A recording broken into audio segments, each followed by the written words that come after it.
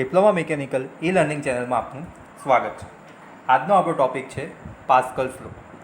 આ ટૉપિક એકદમ ઇન્ટરેસ્ટિંગ છે અને પેપરની દ્રષ્ટિએ આપણે જોઈએ તો આ ક્વેશ્ચન તમને જીટીયુના પેપરની અંદર જોવા મળશે કે ડિરાઇવ ધ ઇક્વેશન ફોર પાસ્કલ્સ.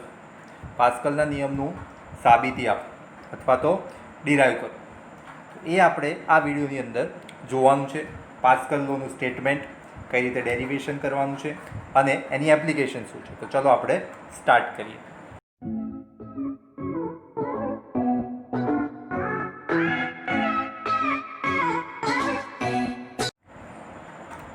ચલો તો સ્ટાર્ટ કરીએ પાસ્કલ લોના સ્ટેટમેન્ટ. પહેલાં તો જોઈ લઈએ કે સ્ટેટમેન્ટ શું કહે છે.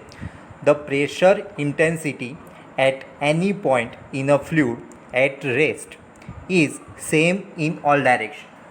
એટલે તમને એવું કહેવા માગે છે કે જે પ્રેશર ઇન્ટેન્સિટી છે, પ્રેશરની જે તીવ્રતા છે, એ જ્યારે પણ કોઈ ફ્લુઇડ છે રેસ્ટ અવસ્થામાં, એટલે રેસ્ટ કન્ડિશનમાં હોય, એટલે કે સ્થિર અવસ્થામાં હોય, ત્યારે તેની ઉપર જે પણ પ્રેશર ઇન્ટેન્સિટી લાગે છે એ બધી જ ડાયરેક્શનમાં કેવી હોય છે? સરખી હોય છે.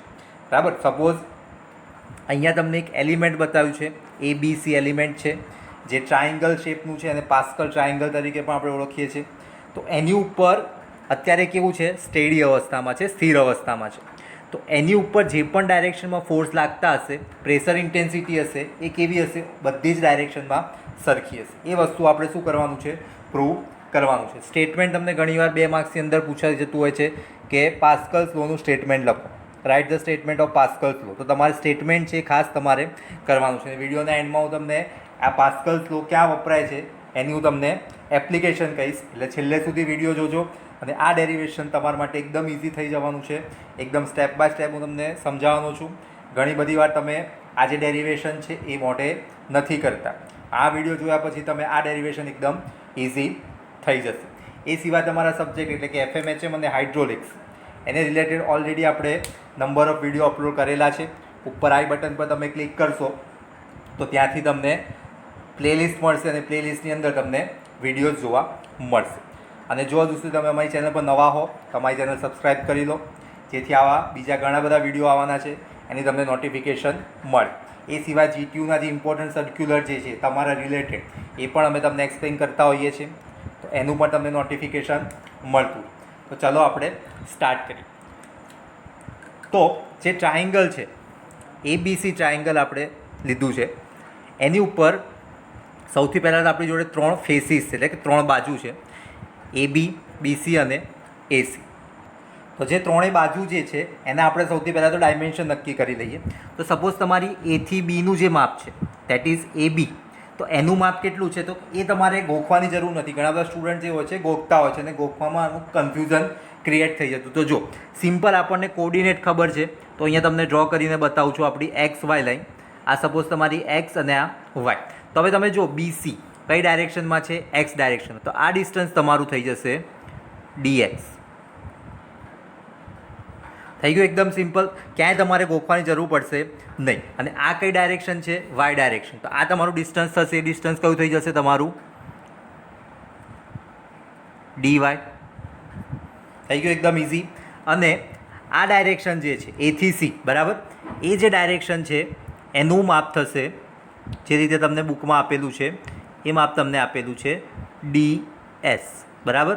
આપણે D કેમ કન્સિડર કરીએ છીએ? કારણ કે સ્મોલ એલિમેન્ટ છે એટલા માટે. તો આ શું થઈ ગયું? એના માપ થઈ ગયા AB, BC અને AC. ને એકદમ ઇઝી વસ્તુ હતું. તમારે કોર્ડિનેટ સાથે એને કોરિલેટ કરી અને શું કરવાનું છે? તમારે એને યાદ રાખવાનું છે.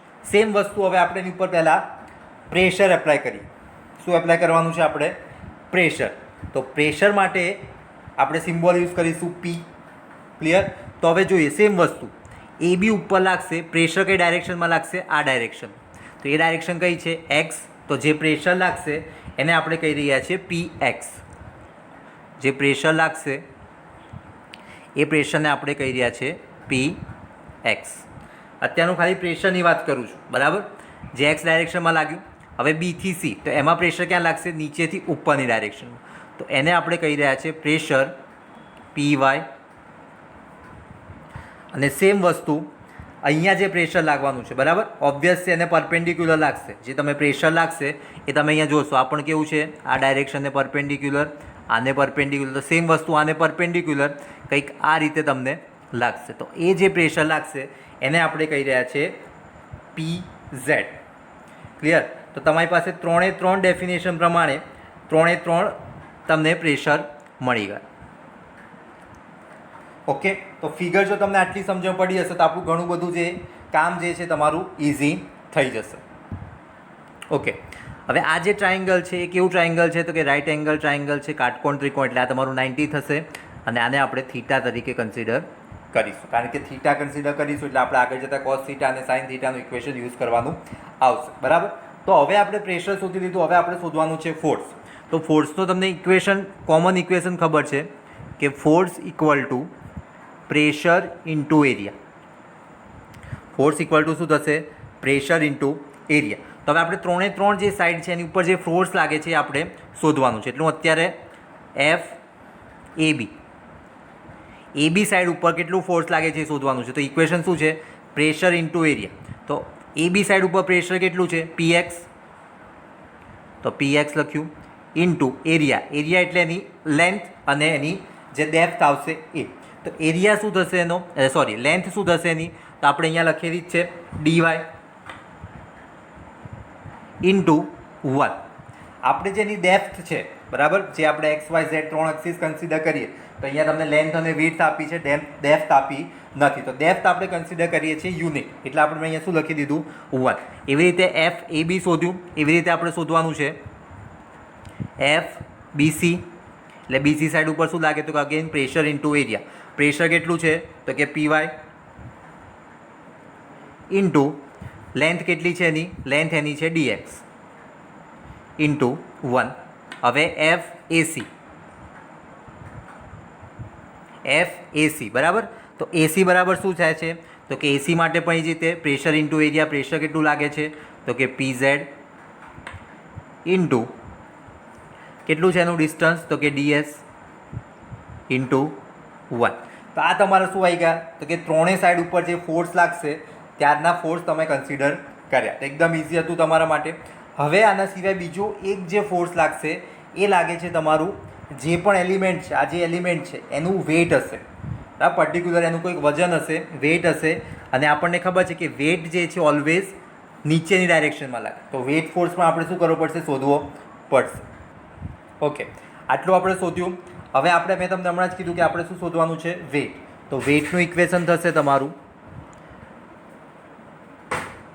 Weight is equal to specific weight into volume. Specific volume જે છે એઝ ઇટ ઇઝ એને આપણે રાખીએ સ્મોલ w ઇન્ટુ વોલ્યુમ શું થશે? તો કે 1/2 ફિગરમાં જુઓ del x into del y, એટલે dx ઇન્ટુ dy ઇન્ટુ 1 બરાબર. 1 આપણે લખતા નથી બરાબર.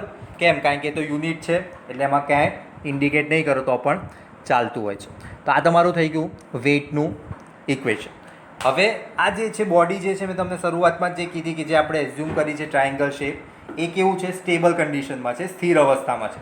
એટલે એની ઉપર જે પણ ફોર્સ લાગતા હશે બધા ફોર્સ કેવા હશે? ઇક્વિલિબ્રિયમ કન્ડિશનમાં હશે. એટલે કે સપોઝ એક્સ ડાયરેક્શનમાં અહીંથી જેટલા ફોર્સ લાગતા હશે એટલા જ ફોર્સ આ ડાયરેક્શનમાં, અને એવી રીતે વાય ડાયરેક્શનમાં પણ જે ડાઉનવર્ડ લાગતા હશે એટલા જ ફોર્સ અપવર્ડ લાગતા હશે. તો આપણે બંને કમ્પેર કરીશું અને કંઈક ડેરિવેશન જે આવે આપણે શું કરવાનું છે? એને શોધવાનું છે કે ભાઈ ડેરિવેશન આવ્યા પછી કઈ રીતે એનું આન્સર આવે છે. તો ચલો સ્ટાર્ટ કરીએ. બીજી એક વસ્તુ જરૂર પડશે. અહીંયા મેં તમને શરૂઆતમાં જ્યારે થીટા ઇન્ડિકેટ કર્યું હતું ત્યારે મેં તમને કીધું હતું કે કોસ થીટા અને સાઇન થીટા આપણે ફાઇન્ડ કરવું પડશે. તો આપણે પહેલાં જ ફાઇન્ડ કરી લઈએ કે કોસ થીટા અને સાઇન થીટા. સૌથી પહેલાં આપણે શોધી લઈએ sine theta. Okay, sine theta આપણને ખબર છે શું છે? તો કે સામેની બાજુ અપોન કર્ણ બરાબર, ઓપોઝિટ અપોન હાઇપોટેન્યસ. તો ઓપોઝિટ શું છે તમારું? AB. તો sine theta is equal two શું થશે? AB upon AC. ઓકે, તો આ તમારું શું થઈ ગયું? સાઇન થીટાનું ઇક્વેશન થઈ ગયું. એવી જ રીતે આપણે શોધી શકીએ કોસ થીટા. તો કોસ થીટા શું થશે? તો કે પાસેની બાજુ અપોન કર્ણ, એટલે cos theta is equal two BC upon AC. બરાબર. આગળ તમે ફર્ધર આને લખવું હોય તો તમે આને લખી શકો કે AB બરાબર શું માપ આપ્યું, જે પણ માપ તમને આપ્યું છે તમે લખી શકો કે AB બરાબર શું થાય છે, તો AB બરાબર થાય છે dy. તો અહીંયા આપણે આને આગળ ફર્ધર આપી દઈએ તો કે dy અપોન AC બરાબર શું છે તો કે ds, એટલે dy અપોન ds, અને BC બરાબર શું છે તો કે dx અપોન ds. બરાબર. જેમ જેમ આપણે આગળ જઈશું એમ આ બંને ઇક્વેશન છે એનો યુઝ કરવાનો આવશે. તો આઈ હોપ તમને આટલે સુધી એકદમ ક્લિયર હશે. હવે તમારે સિમ્પલ એક ડેરિવેશનની એક પ્રોસેસ છે એ કરવાની છે, એટલે ઓટોમેટિક તમારે જે આપણે ફાઇન્ડ કરવાનું છે કે દરેક જે પ્રેશર ઇન્ટેન્સિટી છે કેવી આવે છે, સરખી આવે છે. ઇટ મીન્સ મારે શું ફાઇન્ડ કરવું પડશે તો કે PX equal to PY is equal two PZ. જે પ્રેશર ઇન્ટેન્સિટી છે કેવી હોવી જોઈએ, સરખી હોવી જોઈએ. તો આપણે હવે શરૂઆત કરીએ. પણ જોડે જોડે તમારે એ પણ એક વસ્તુ સમજવું પડશે કે અહીંયા જે તમારો એંગલ આવે છે, આ જે તમારું પ્રેશર છે એ કેવું છે, કોઈક સર્ટેન એંગલ પર છે. તો એનો અહીંયા તમને કમ્પોનન્ટ પાડીને સમજાવો એટલે તમને વધારે ઇઝી ખબર પડશે. સપોઝ આ રીતે એક પ્રેશર જે અહીંયા લાગી રહ્યું છે PZ, બરાબર. પણ આપણે સપોઝ હું ફોર્સની વાત કરું, ફોર્સ AC સાઈડ ઉપર, આ જે આપણી AC સાઈડ છે અહીંયા સપોઝ આપણે ડ્રો કરીએ AC સાઈડ, આ તમારી AC સાઈડ થઈ, બરાબર. અહીંયા જે વસ્તુ છે મેં થોડું એનલાર્જ કરીને ડ્રો કર્યું છે એટલે તમને ખબર પડે. તો એની ઉપર જે ફોર્સ લાગે છે કેટલો લાગે છે તો કે PZ ઇન્ટુ DS. તો PZ ઇન્ટુ DS, બરાબર. હવે આપણે તમે એપ્લાઇડ મિકેનિક્સની અંદર પણ આ વસ્તુ ઓલરેડી કરેલા છે કે ફ્રિક્શનના જ્યારે એક્ઝામ્પલ ગણતા હશો ત્યારે તમે આ રીતના સોલ્વ કરેલા છે. કમ્પોનન્ટ લીધેલા છે, બરાબર. તેના બે કમ્પોનન્ટ આપણે લઈ લઈએ. આ સપોઝ થીટા છે તો આ સાઈડનો કયો કમ્પોનન્ટ થશે, સાઇન થીટાવાળો કમ્પોનન્ટ થશે, અને આ થશે તમારો કોસ થીટા. તો આને તમારે કઈ રીતે લખાય તો કે PZ DS સાઇન થીટા, બરાબર. અને ઉપરનો જે કમ્પોનન્ટ થશે એ તમારો થશે PZ DS કોસ થીટા. આ કઈ ડાયરેક્શનમાં લાગે છે તો કે આ એક્સ ડાયરેક્શન, અને આ કઈ છે તમારી વાય ડાયરેક્શન, બરાબર. એટલે જ્યારે તમે એક્સ ફોર્સીસ રિઝોલ્વ કરતા હો ત્યારે તમારે આને કન્સિડર કરવાનું, અને વાય ફોર્સ રિઝોલ્વ કરતા હો ત્યારે તમારે આને. પણ આનો જે એરો છે એ ડાઉન આ ડાયરેક્શનમાં છે. જુઓ આ કઈ ડાયરેક્શનમાં છે, આમ ફોર્સ લાગે છે, એટલે તમારે એ રીતે તમારે કન્સિડર કરવા પડશે. આઈ હોપ તમને જે આ ટ્રાયંગલ મેં ફોર્સ સમજાય, એક્સ કમ્પોનન્ટ અને વાય કમ્પોનન્ટ એકદમ ક્લિયર થઈ ગયા હશે. તો સૌથી પહેલાં આપણે સોલ્વ કરીએ X direction, resolving the force in X direction.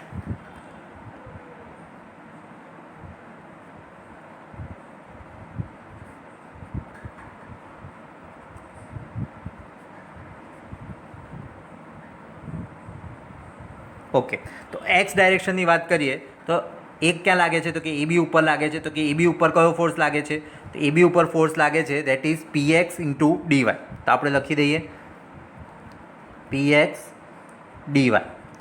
1 જે છે લખવાની જરૂર નથી. ઇઝ ઇક્વલ ટુ, કેમ ઇઝ ઇક્વલ ટુ, કારણ કે મેં તમને કીધું કે બંને કેવા છે, આખું જે કમ્પોનન્ટ છે તમારો સ્ટેડી કન્ડિશનમાં છે. તો PX ઇન્ટુ DY, અને તમારો એક્સ કમ્પોનન્ટ કયો આવશે તો એક્સ કમ્પોનન્ટ આવશે તમારો PZ DS સાઇન થીટા, બરાબર. હવે મેં તમને એ વખતે કીધું હતું કે જે ઇક્વેશન તમારું જનરેટ થયું છે, બરાબર, એ તમારે અહીંયા હવે યુઝ કરવાનું થશે. તો સાઇન થીટાની જગ્યાએ હું શું મૂકી શકું તો સાઇન થીટાની જગ્યાએ તમે જુઓ dy અપોન ds મુકાય. સાઇન થીટાની જગ્યાએ હું શું મૂકી દઈશ dy અપોન ds, બરાબર. ઇક્વેશન એનું એ જ રાખવાનું છે, આ બાજુ તેનું એ જ છે. PX dy is equal two PZ DS એમનું એમ, અને સાઇન થીટાની જગ્યાએ અહીંયા જ આપણે ઉપર સાબિત કર્યું છે dy અપોન ds. ઓકે, તો DS તમારું કેન્સલ આઉટ થઈ જશે, બરાબર. તો વધશે શું તો કે PX dy is equal two PZ dy. આ dy પણ હવે કેન્સલ થઈ જશે, બરાબર. તમે એક જ સ્ટેપમાં કરશો તો પણ તમને વાંધો નથી, તમને ઇઝી પડે, થોડું સમજણ પડે એટલા માટે હું સ્ટેપ બાય સ્ટેપ કન્સિડર કરું છું. તો તમારું શું આવ્યું PX ઇક્વલ ટુ PZ. આ તમારું ઇક્વેશન નંબર 1. આઈ હોપ તમને આમાં એકદમ ક્લિયર ખબર પડી હશે. કશું કોઈ ખાસ વસ્તુ નથી કરી, સિમ્પલ વસ્તુ કરી. જે એક્સ ડાયરેક્શનમાં જે ફોર્સ લાગતા તેને આપણે રિઝોલ્વ કર્યા, સાઇન થીટાની જગ્યાએ જે વેલ્યુ આપણે ઉપર શોધી હતી એની વેલ્યુ મૂકી એટલે ઓટોમેટિક તમને શું થઈ ગયું, વેલ્યુ મળી. હવે આ આપણે કઈ ડાયરેક્શનમાં રિઝોલ્વ કર્યા, એક્સ ડાયરેક્શનમાં. હવે સેમ વસ્તુ આપણે રિઝોલ્વ કરવાના છે વાય ડાયરેક્શન. બરાબર, વસ્તુ એકની એક જ છે પણ હવે વાય ડાયરેક્શન આપણે કન્સિડર કરવાની છે. ઓકે, તો સેમ વસ્તુ આપણે લખી દઈએ અહીંયા. Resolving forces in y direction. Y ડાયરેક્શનની અંદર જે ફોર્સ લાગે છે એને શું કરવાના છે, આપણે રિઝોલ્વ કરવાના છે. તો વાય ડાયરેક્શનમાં જુઓ તો સૌથી પહેલાં કઈ છે, એક સાઈડ નીચેથી ઉપર લાગે છે ફોર્સ BC ઉપર. કેટલો લાગે છે તો કે PY × DX. તો આપણે અહીંયા લખી દઈએ PY DX. Clear? Is equal two, હવે આમાં તમારે ધ્યાન રાખવાનું છે. ક્યાં ધ્યાન રાખવાનું છે તમને હમણાં સમજાવું છું. અત્યારે તો સિમ્પલ છે, આ નીચેની તરફ લાગશે ફોર્સ એટલે is equal two PZ DS cos theta. Clear આટલી વસ્તુ? હવે જે તમારે સમજવાની વસ્તુ જે છે એ મેઇન વસ્તુ હવે છે. બરાબર, જે આપણે અહીંયા કન્સિડર કર્યું તે જે શોધ્યું હતું વેટ, મેં તમને એ વખતે પણ કીધું હતું કે આ જે બોડી જે છે એલિમેન્ટ છે એનું વેટ જે છે નીચેની ડાયરેક્શનમાં લાગશે એટલે એ પણ કહું છું તમારી વાય એક્સિસ. એટલે આપણે એને પણ ડાઉનવર્ડ ડાયરેક્શન હોય એટલે અહીંયા આપણે એને પ્લસ કરીને કન્સિડર કરવા પડશે. 1/2 specific weight into DX into DY.